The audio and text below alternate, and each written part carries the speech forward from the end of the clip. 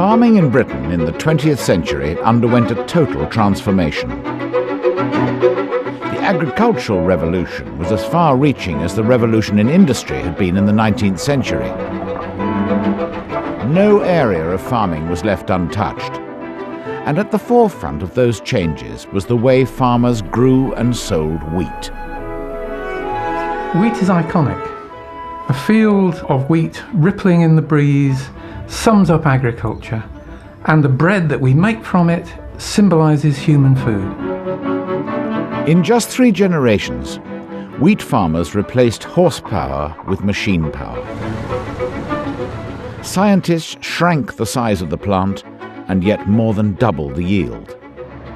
And Britain moved from being dependent on imported wheat for bread to becoming almost self-sufficient.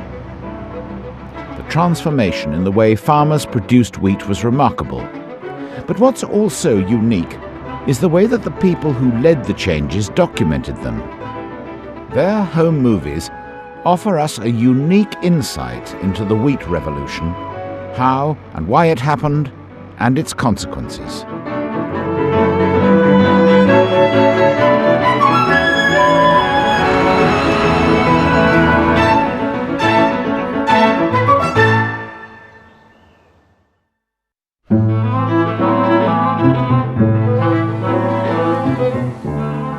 Draw a line down the United Kingdom, and on the flatter lands of the east you will find acres of wheat.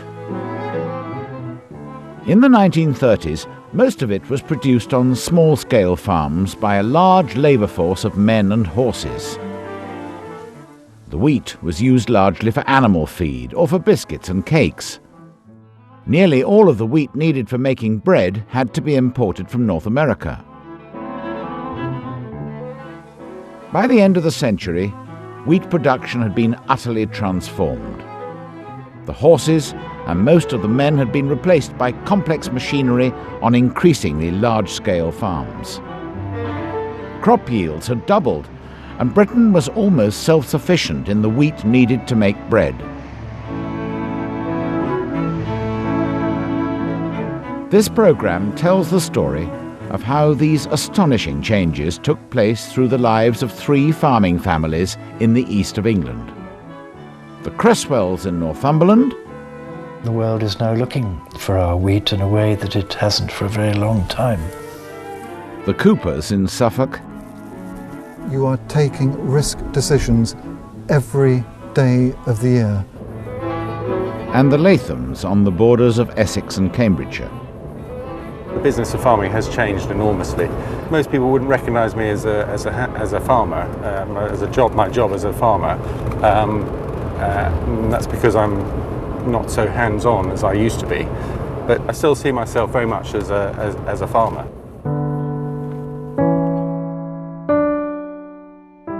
John Latham's family have been farmers for generations, and they've been filming their lives since the 1930s. This film of John's granddad, waving at the camera from the back of his reaper binder, is from 1938.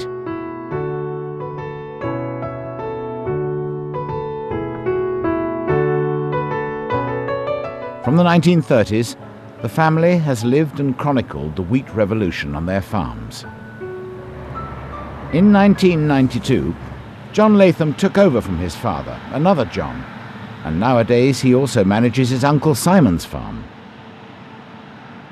But in the 60s, Simon would be farming 400 acres with, 3 chaps on the farm? 4 in the 60s. Yeah. And we're doing 4,000 acres, we're doing nearly 5 next year. And we've got 2 full-time chaps doing all that with some part-time labour and some help at harvest. And that's how the technology has just transformed the scale. It's a transformation that has also seen wheat yields rise sharply in John's father's lifetime.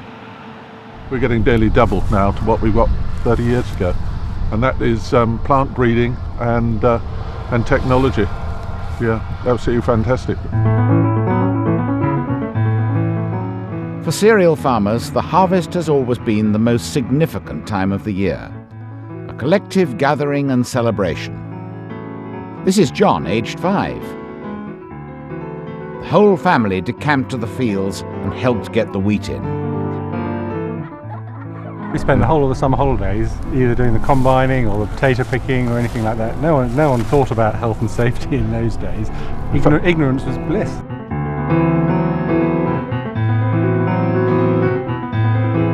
And this is John's mother, talking to Freddie Salmon, who worked for the Lathams for 35 years.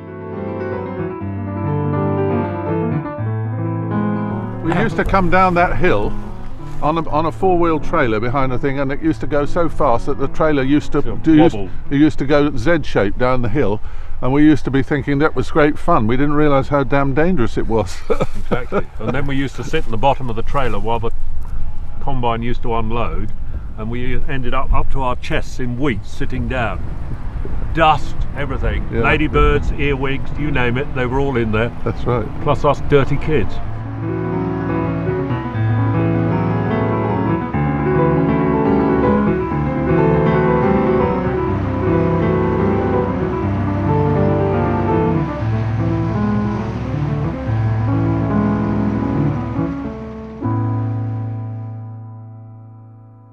For generations, the Lathams have farmed in Lancashire. Then, at the start of the 20th century, a branch of the family moved south to Essex, where land was less expensive. In 1933, newlyweds Thomas Latham and wife Anne came here to Lucas Farm near Chelmsford. From their honeymoon, Thomas wrote to thank his farm workers for their wedding present. I feel I cannot let this evening pass without leaving a message to you all. I have finished the lonely furrow, and I have found a teammate to run with me in double harness. I wish you all good health and happiness, and that slice of luck so essential to us all. As a son of the land, I join hands with you this evening in friendship of Old Lang Syne. Now, isn't that lovely?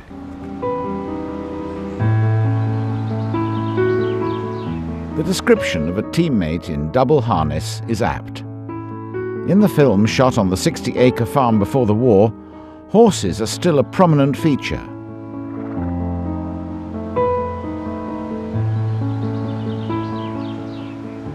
"60 acres wasn't a big farm by Essex standards even in those days, but it was good roothing soil, very productive, some of the best wheat growing land in the country, and so it was a start. But it was all jolly hard work. In 1933, this farmhouse was fairly derelict, and my father and mother spent 1934 putting a new roof on the place. John was born here in 1938. This is him as a baby with his father and grandparents.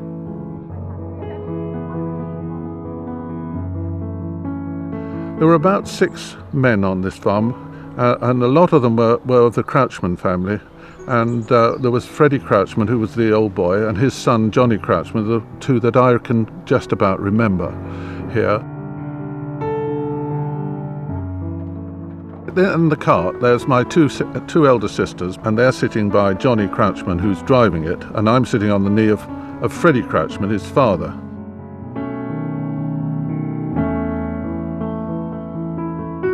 These home movies paint an idyllic picture. Yet in the 1930s, arable farming in East Anglia was in a crisis. My grandfather worked really hard. He died at the age of 78, and he was absolutely worn out. The 30s were desperate times, and my grandfather and father found it very difficult to make ends meet. They really were quite almost insolvent, and the banks wanted to call the money in on the farms and put us out of business.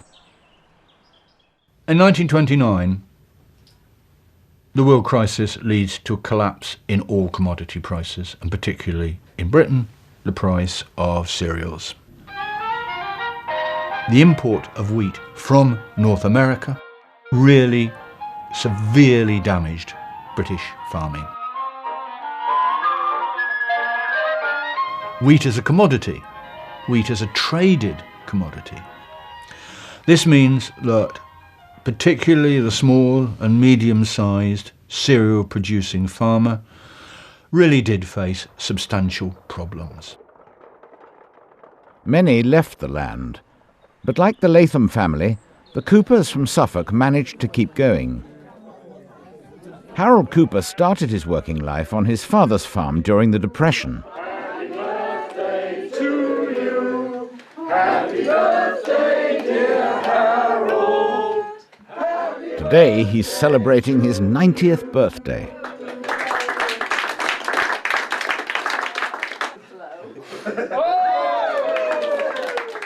Like the Lathams, there are several generations of Coopers farming in Suffolk.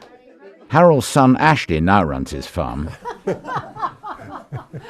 Done much harvest yet? Oh, yes, we're going on well. Done about half, have we, Ashley? And Oliver, Harold's nephew, manages a farm near Ipswich. You were 14 in 1932.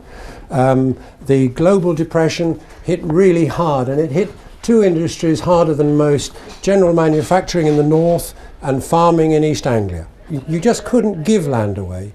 And by 1934, wheat prices reached their sort of all-time low in real economic terms. They'd got down to just under £5 a tonne. And it just didn't pay farmers to thrash the stuff. There was no market for it. Very tough times. In the early 30s, things were very, very depressed. The word that was quite commonly used in our house was, "We've got to economise." That was one of my mother's phrases. We've got to economise, we've got to cut down on this and cut down on that. For 300 years, the Coopers had been tenant farmers in Cheshire. But in 1906, Harold's mother inherited enough money to enable them to move south to Suffolk and buy Manor Farm. Harold began work there in 1932. Just before my 14th birthday, I left school and came back to help on the farm. I had two brothers. We employed two men to start with, where they had been 13 or 14. That was one of the sad things, I think, really, but nevertheless that's what happened. And we had to work hard. We worked long hours. At that time, getting in the harvest was a laborious business, as this 1934 film shows. First, the wheat had to be cut, often by a horse-drawn binder, then arranged in stooks so it could dry. Sometimes, particularly in northern Britain, some was kept in thatch stacks until the time came for thrashing, the process by which the ear, or grain, was separated from the stalk. The grain then had to be stored in sacks. These traditional techniques were expensive and labour-intensive. So Harold's innovative father decided to take a huge risk with some new technology. 34 was the year when the Royal Agricultural Show, came to Ipswich. And at the Royal Show, there were all the most modern American equipment. There was American combine harvesters, things we'd only dreamt of seeing. We were able to see and touch. And I think we'd learned as much there as the normal person would learn in years. As the name implies, the combine brought together the cutting and thrashing process. It reduced time and labour significantly and left the farmer with grain that could be sold immediately. There was only 50-something in the country altogether, and they were generally in the hands of large estates where I don't want to be too critical, but the owners were more like playboys. And finally, in 1936, we purchased the Case combine, which was for us a great step forward.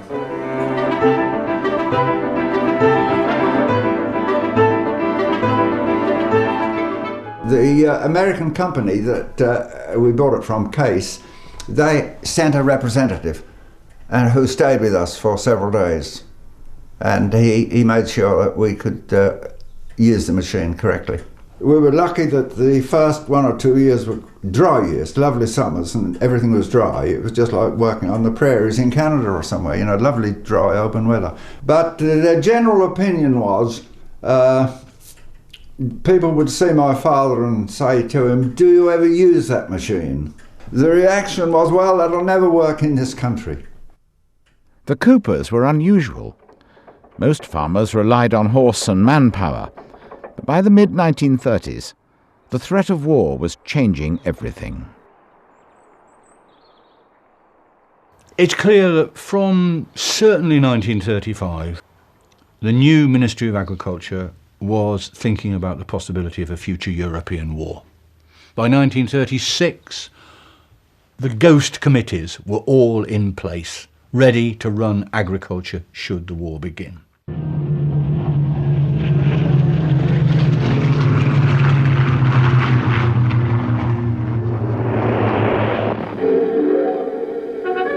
For the second time in 25 years, war forced us to take stock of our agriculture and of the men who lived by it. For the second time, we have had to reclaim millions of derelict acres which we now need so badly. Once war was declared, they switched to the policy of 1917, with a payment of subsidies to plough up land for the production of food, but particularly the production of wheat and of oats.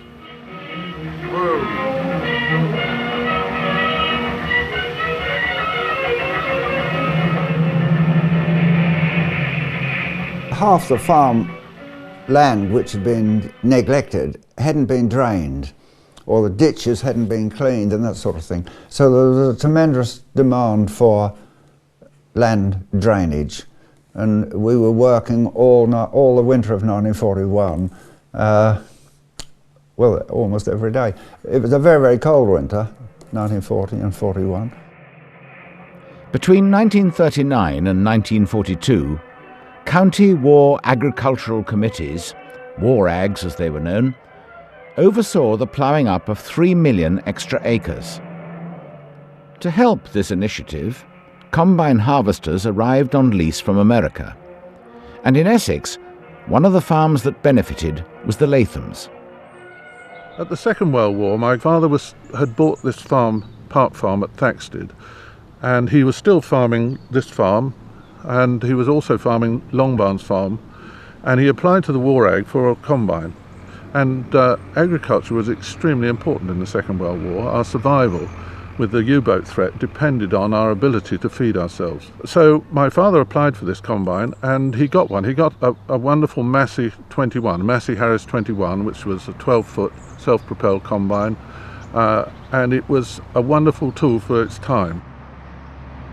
Farmers were paid subsidies to grow more cereals, but as the war ended, many, like Harold Cooper in Suffolk, became anxious that the policy would be dismantled and they would return to the years of insecurity.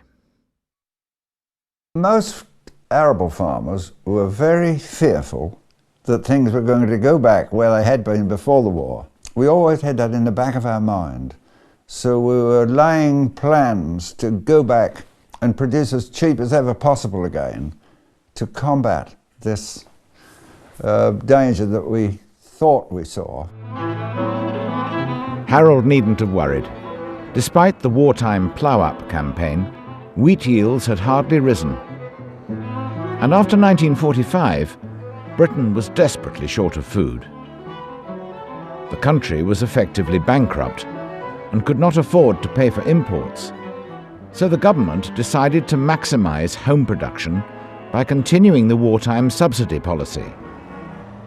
In 1947, it passed what many believe to be the most significant piece of farming legislation of the 20th century, the Agriculture Act.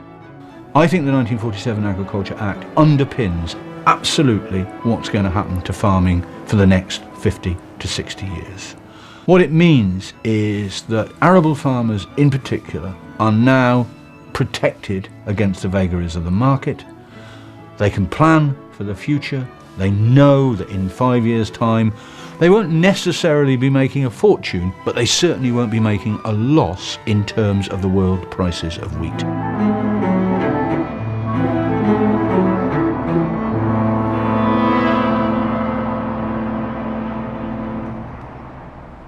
This new policy of subsidies in the form of minimum guaranteed payments made a huge difference.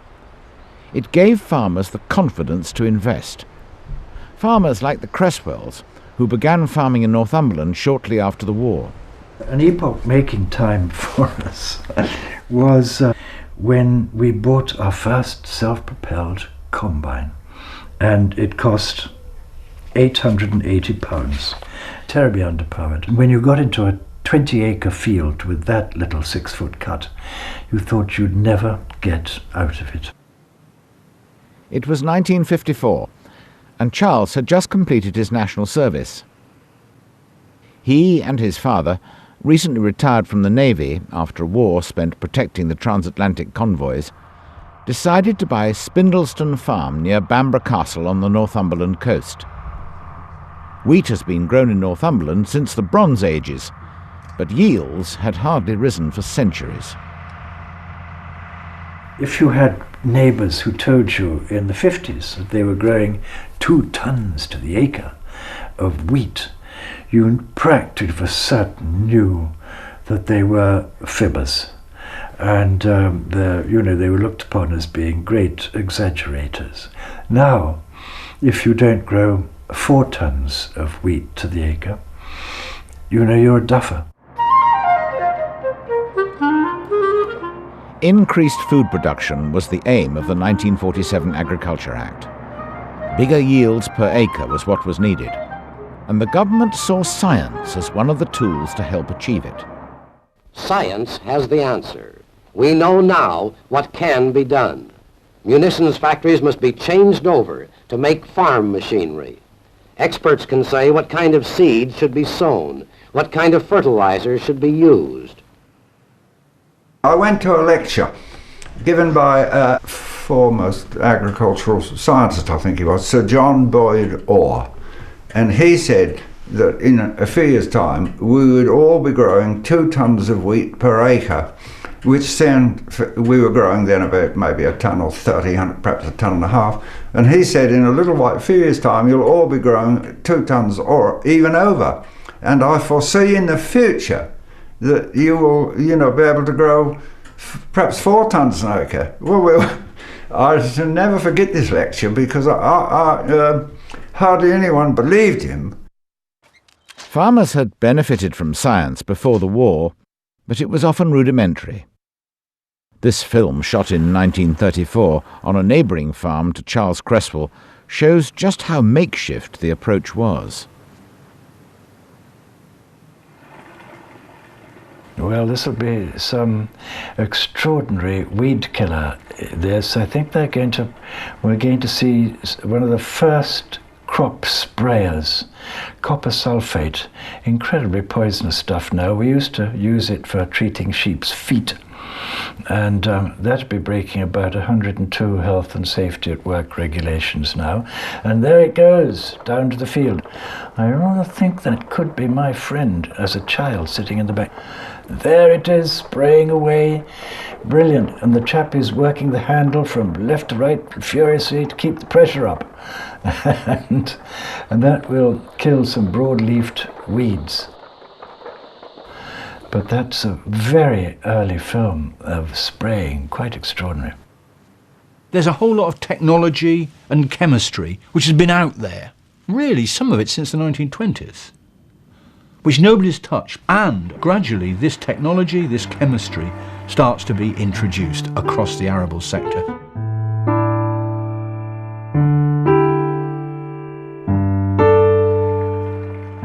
The 1947 Act had created the perfect environment for the chemical companies. The government policy of financial support for farmers signalled to companies like ICI that there was now a growing market for their products: pesticides, herbicides, and above all, new artificial fertilizers. These fertilizers contained the major nutrients for plant growth: nitrogen, potassium, and potash. And with their use, farmers could plant a wheat crop on the same land each year. Originally, in this area, and I was brought up in that way, we had quite a lot of what we call fallow land, that is land with nothing on. Well, with the coming of the very good scientific approach and the use of chemicals, we were able to grow a good crop every year. We were able to crop every year. There was clear evidence that the new chemicals could increase yields, but little awareness of their potentially toxic effects. By 1958, Harold Cooper's nephew Oliver was helping out on Manor Farm in Suffolk.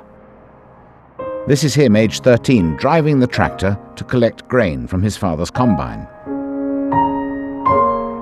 One of my memories as a child was a chemical called dinocate, which was a very yellow liquid. I'm sure it got very high toxicity levels. We all had in the industry a sort of pretty cavalier attitude to health and safety and self-protection, but many of the products we used were quite nasty by today's standards.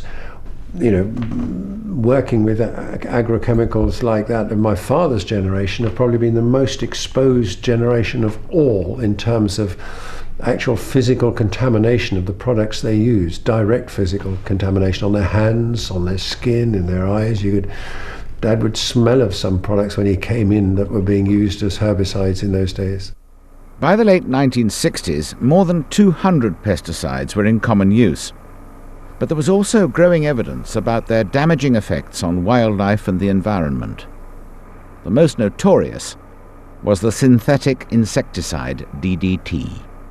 The ecologists were pointing out that DDT and chlorinated hydrocarbons like that produced thin shells in the eggs of the birds at the top of the food chain, the raptors, things like peregrine falcons and that kind of thing. And so a question began to arise, are these pesticides actually always a good thing?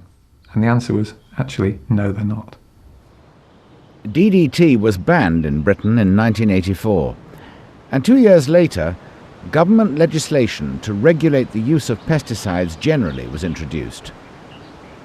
At Harold Cooper's farm in Suffolk, his son Ashley still relies on a cocktail of chemicals to maintain crop yields. But unlike in his father's day, the law requires him to follow a strict spraying regime. As you can see here, just a hint of some showers, perhaps as far as the Essex-Suffolk border, but mostly in the south. What we're looking for is a forecast where we've got wind speeds that are moderately low. We need it to be dry. There are certain times of the year when we can't spray if we have a frost, and there are other times of the year when we can't spray if it's too hot. So the window you get can sometimes be very small. One of the things that irks me about the Archers is that you never hear any of the characters unable to get to a function because the wind has dropped and they've been waiting for 2 or 3 days for the wind to drop, and at last they're able to go spraying.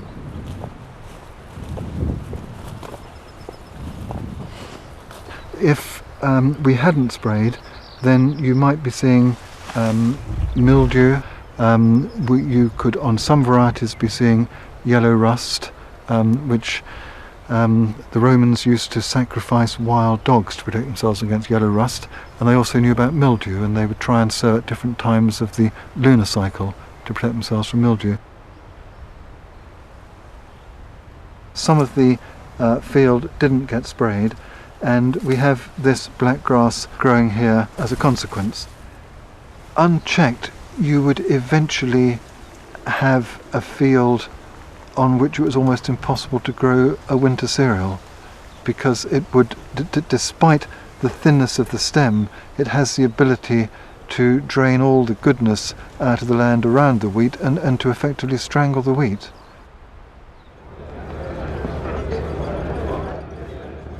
Ashley is visiting the annual cereals event.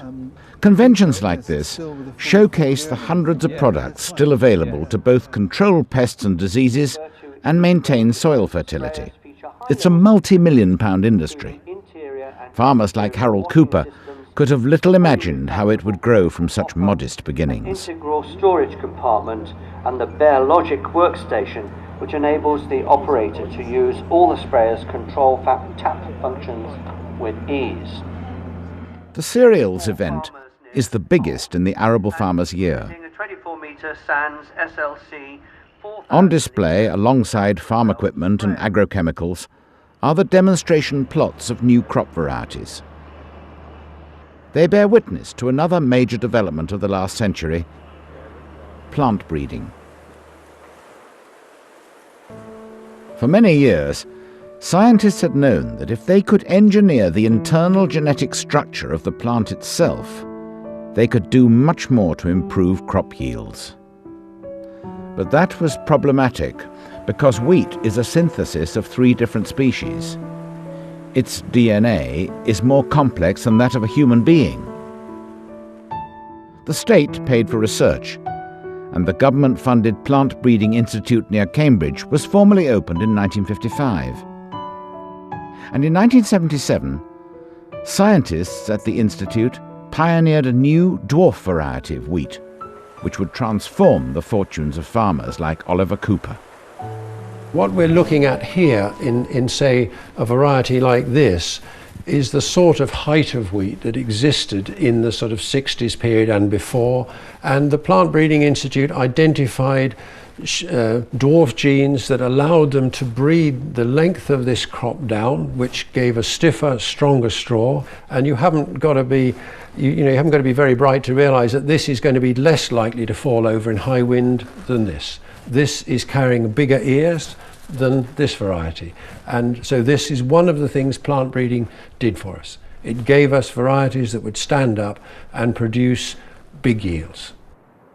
I loved that time. For me, being a young farmer, my A-levels were in chemistry and botany, so I understood much of what was going on here, and suddenly I'd got an industry around me that I could become very interested in and part of. It was a golden era. It was a wonderful time.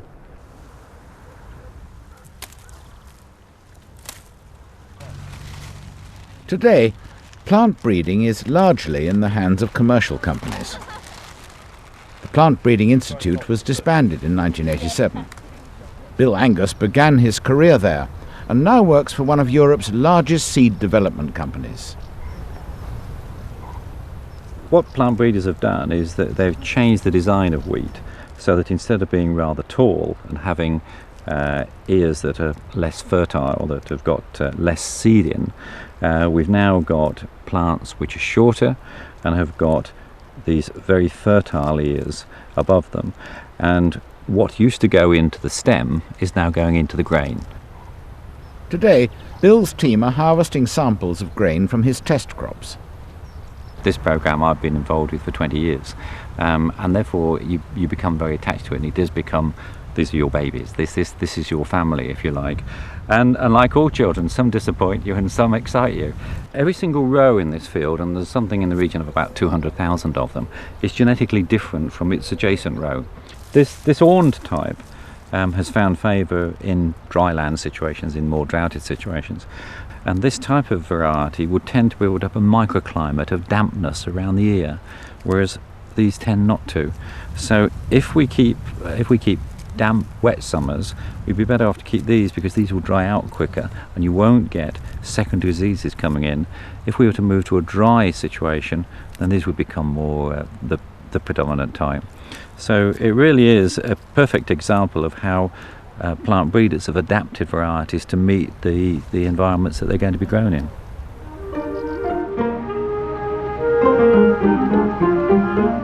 Plant breeding was not without its critics. Together with chemicals and increasing mechanization, it had led to an ever more intensive way of farming. Wheat yields had doubled in just one generation. But by the 1960s, this success was putting pressure on government finances. The 47 Act worked very well, but it wasn't completely uncontroversial.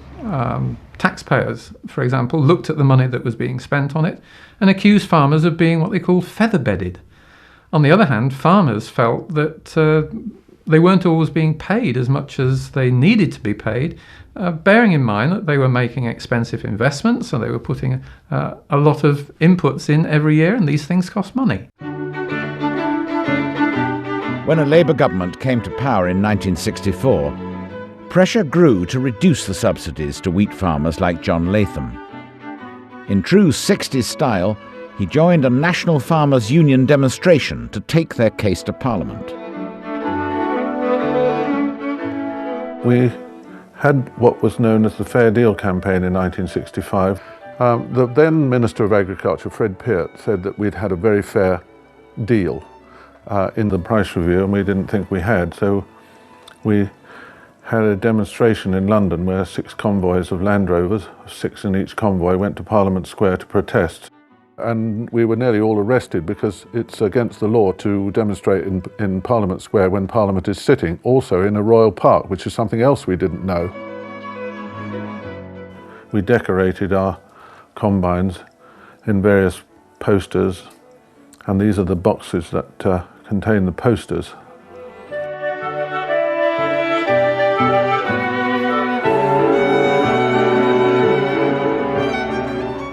The source of these conflicts between government and farmers was the increasing cost of subsidies to the taxpayer. But in 1973, when Britain joined the common market, the whole system changed. Joining the common market changed the way that agricultural prices were supported. The whole point about the common market was that it set up a tariff barrier that went round all the countries of the common market and kept low-priced world wheat out. The impact on wheat farmers was huge. Not only did it give them a massive guaranteed market, it also opened up demand for the type of wheat traditionally grown only in small quantities in Britain: bread-making wheat. Before the 1960s, Britain imported most of the wheat that it used for bread. It was Canadian hard wheat, so-called, which basically means that it's got a high protein content, and that was the wheat that we were used to using in traditional baking processes. Protein content is important in bread making because it enables the bread to rise. High protein wheat is difficult to grow in the damp British climate, so food producers had relied on Canadian and American wheat. But faced with the higher prices imposed by the common market, they turned their attention instead to British wheat. And by the late 1970s, a high-speed mixing technique known as the Chorley-Wood process had made it possible for millers to use substantial amounts of British wheat in the standard white loaf.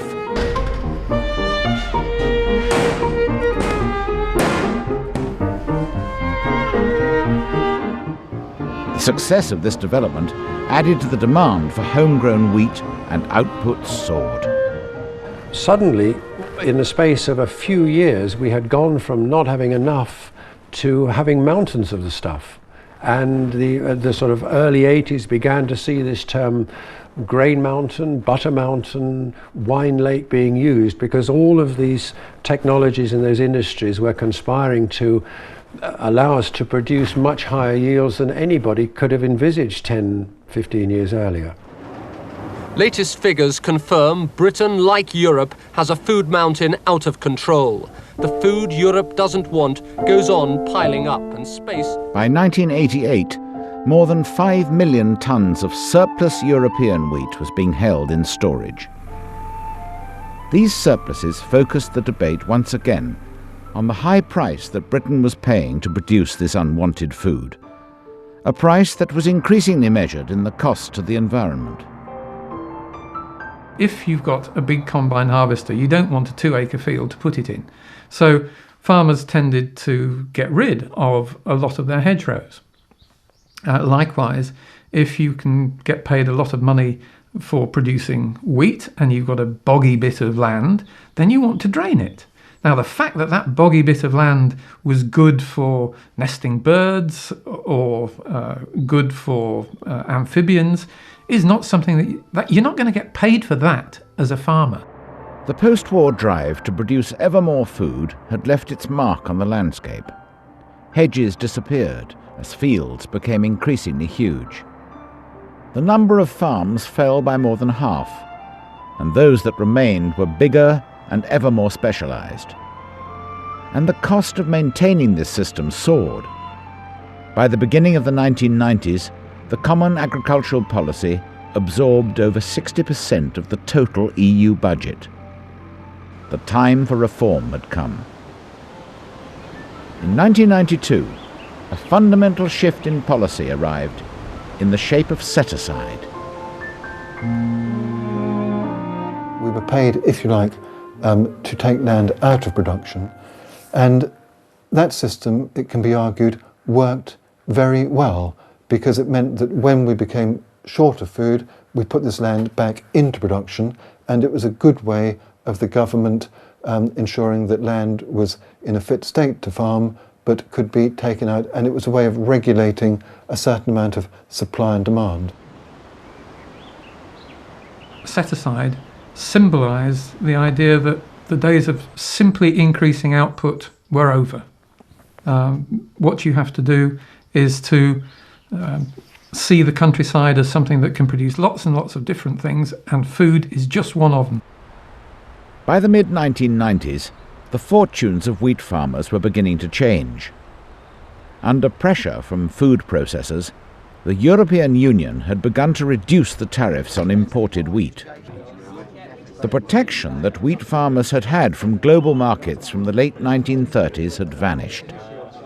Once again, they were at the mercy of market speculation. 128. Between 128 and 130. It's a global market we're trading in, and the UK farmer is part of that global market. And what happens in the US, what happens in Australia, these all have influences directly on the price the UK farmer gets paid. This is a wheat trading room in Lincolnshire. If you go back 30, 40 years, a lot of trading would have been done at corn exchanges around the country. What you see here is a national business. In those days, you almost had a merchant in every town, and every town had a corn exchange, and merchants would meet with buyers, and they would trade face-to-face parcels of grain that they had to market. This is how Charles Cresswell remembers selling his wheat. Every Saturday during the autumn and winter, we would go to the corn exchange in Berwick-on-Tweed, and you took a sample in a little special envelope of your package of grain, and then the merchant or his representative would look at this and highly scientific, would bite it occasionally in half, because if it bit very white and flowery, that was meant to be good. If it bit steely and blue, then that was very bad news, and everybody shuffled about. And then you went round these people and eventually found one who would bid you a satisfactory price. By the 1970s, corn exchanges had become a thing of the past. When Charles's son John took over in 1992, the price that he was paid for his wheat was firmly in the hands of the global marketplace. He decided to scale back on conventional production and instead take advantage of government subsidies to convert to organic wheat. The decision to put some of our land into organic, it was an economic one, that from the late 90s into the early years of this century, our break-even price of wheat was probably around 70 to 80 pounds a tonne, and for much of that time we were being paid less than that. It was clearly uneconomic. We were going backwards, and this seemed to be a solution. And I think it coincided with a time when the government appeared to be increasingly losing interest in agriculture, and so it also was a sensible thing to do, to sort of kind of put the farms semi to sleep. Yes, yeah, that's a good point. And to tear down the whole activity on the thing until government policy changed, which we're still looking forward to with keen anticipation.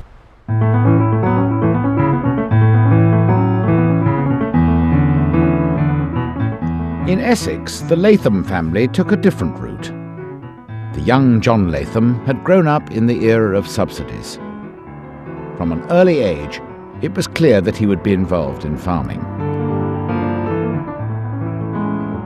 When I was 12, our combine driver went off sick with glandular fever. So I was put on the combine as a 12-year-old, and I did the whole harvest, and I was just in heaven, because that's what I enjoyed doing. Once John had taken charge in the 1990s, he had to find a way to survive.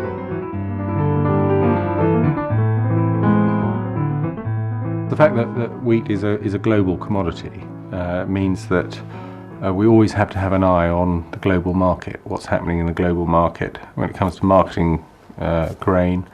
But probably more importantly, we have to be aware that we're actually competing in that marketplace. And so if there are other parts of the world that can produce wheat more cheaply than we are, we have to adapt to that. We have to be competitive.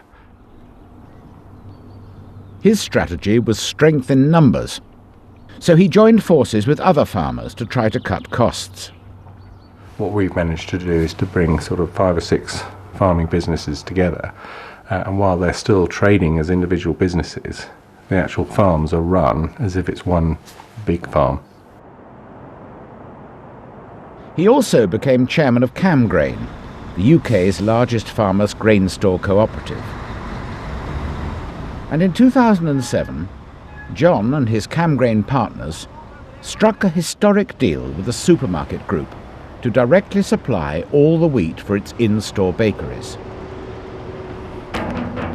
It was the first time that a supply deal like this had been attempted between UK wheat farmers and a supermarket. Mid-August 2008, with the supermarket deal in place, the Cresswell's first organic crop in the ground, and Ashley making some last-minute adjustments to his combine, all is set for the harvest to begin.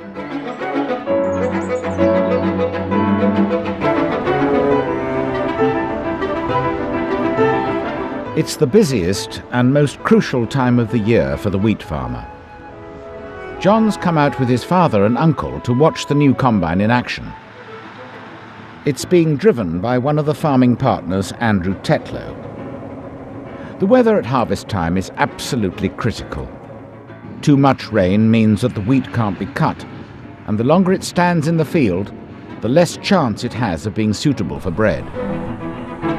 John Latham's supermarket deal relies on their having a good harvest. Without it, the financial consequences could be severe. This is a bread making variety, so we're very keen to get it in before the quality deteriorates, and it'll be downgraded to a feed grain. And this year we're looking at the difference between a £30 premium over the feed price and not. When you have catchy weather like this, it's very important that we go out and get the quality. And we've got contracts to fill.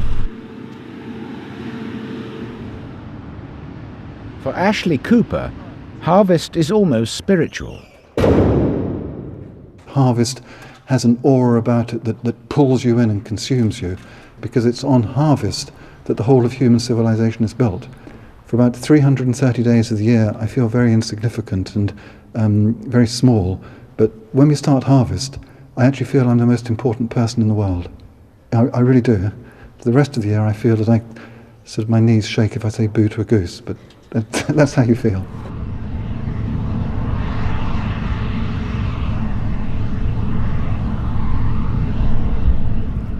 In the south, the weather is holding, and Ashley Cooper and John Latham are making a start. But for the Cresswells in Northumberland, it's a different story. Rain has begun to delay the harvest and has damaged the combine. Do you see that wear plate underneath? We were running quite well for the last 4 days, but we got about half an inch yesterday afternoon and another shower this morning, so we won't be going for a wee while. The Cresswell's organic wheat is like the Latham's, a bread-making variety, and every day of wet weather during the harvest increases the risk that it will be ruined.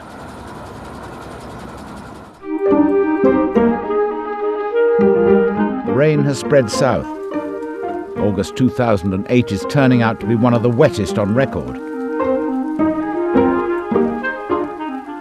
Even the supermarket combine on the Latham farm in Essex has ground to a halt.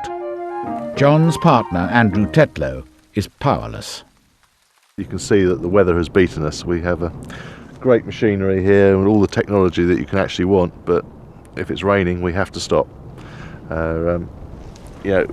This stuff is what we're trying to put through the combine, and when it's wet it just will not go. The straw is absolutely sodden and will not cut, and it gets very difficult to actually rub the grain out when it's wet, so we can't get a very good sample, and it would just absolutely crucify the machine. It's been wet all day and wet for the last 2 weeks nearly, and day by day the crops are beginning their natural process of germinating and eventually falling onto the ground, and every day that goes by you're losing the potential for a maximum harvest. So you need to grab every opportunity that you can get. It's not dissimilar to doing something like being at the Battle of Britain. When you get an opportunity you have to go for it.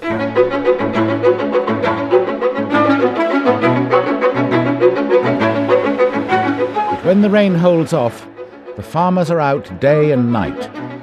Everything is sacrificed to get the crop harvested.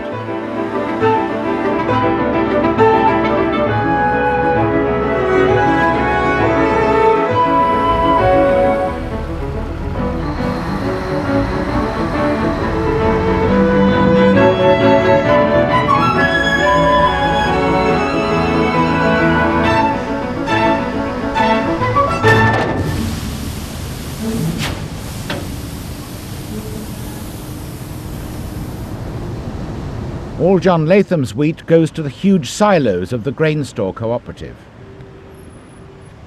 Here the wheat will be tested, dried and stored.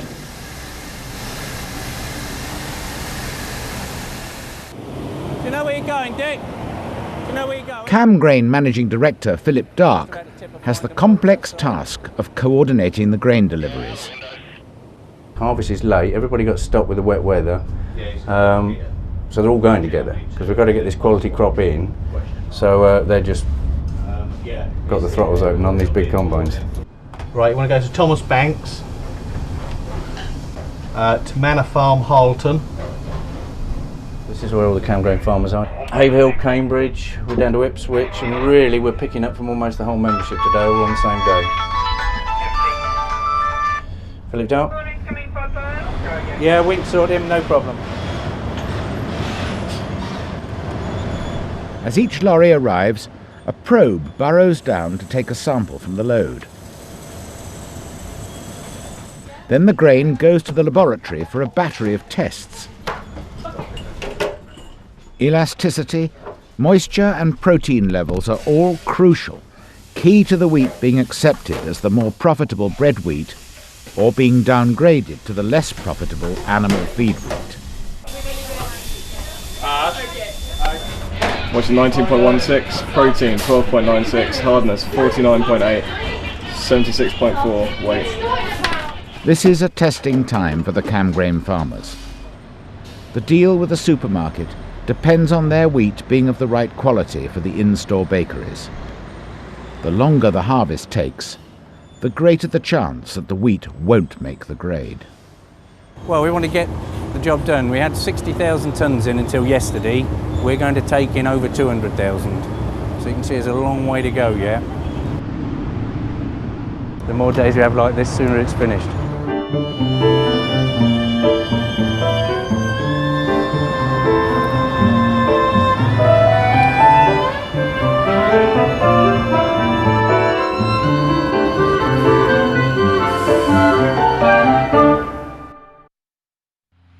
In the end, the fortunes of the three farmers in the 2008 harvest varied. In Suffolk, the weather held, and Ashley Cooper was able to harvest a good crop. Farming has to be one of the most gambling-orientated jobs that you can do. Everything from deciding whether to come out and combine to the day when you sell your corn, which may fluctuate in price by 50 to 60%, and this year even more. You are taking risk decisions every day of the year. In these tougher economic times, the government's environmental schemes have been a welcome addition to Ashley's farm. In total, we have about 10% of our arable acreage now in environmental schemes of one sort or another. And what this means is that we have 6-metre margins planted with a variety of grasses and in some cases wildflowers around each field. I've been able to replant the wood that my father removed. I'm very lucky that because I love it, it has added a new dimension to the farm, and it has given a new injection of enthusiasm to part of my farming career. Good afternoon, colleague announcement. The blue please make its way to the checkout desk. Thank you. For John Latham and his partners, the 2008 harvest was a success. Where's your bakery smelling? Because you can't smell the bakery that strong. No, well, you used to. What it does, it pipes to the front door. Oh, right, so it's all disappeared up that end. It all goes to the front door. Their wheat was good enough for the supermarket contract. Well, I think that's fantastic. You know, it's 2 years of hard work to get Sainsbury's to have British farmers here extolling the virtue of British wheat and British flour. It's a shame that it was taken when the wheat was still green. It would probably be better in August time. But no, it's quite happy with it. In Northumberland, Charles Cresswell and his son John were not so lucky. The weather played havoc with the harvest, and their organic wheat was not good enough for bread making. We had nearly 6 inches of rain in August, which is a crucial time for wheat quality. And then in early September, this was topped off with nearly another 6 inches on a single weekend, which really finished matters in terms of our harvest quality. The wheat can go for feed. It's very frustrating because that's not what you grew it for. You've lost a sizable part of your income. But as my little daughter said, if you can't take a joke, Daddy, you shouldn't be farming. And she's right. The last 80 years have seen these farming families adapt to change on an unprecedented scale. New technologies and science, war, political storms and economic upheavals. But what of the future? I find it terribly easy to look back, but awful difficult to look forward. Anybody who has to compete with the British weather has to, I think, be sympathised with to some extent. But nobody forced us to be farmers. And we do it because we love it.